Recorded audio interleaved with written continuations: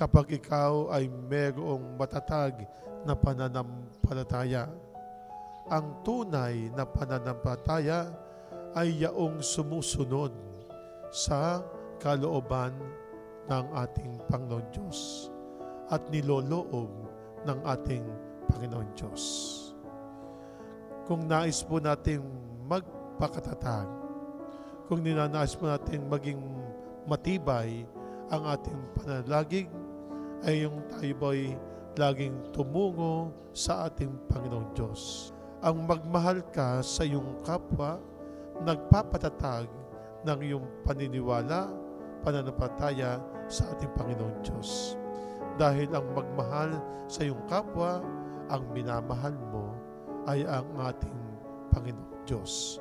Na sinasabi ngang ang Diyos ay pag-ibig. Kaya nga po tayong lahat, lagi po tayong, sabi natin nagpapakabanal. Nagpapakabanal dahil po tayo po ay laging nasa ating Panginoon Diyos. At bakit tayo laging nasa ating Panginoon Diyos?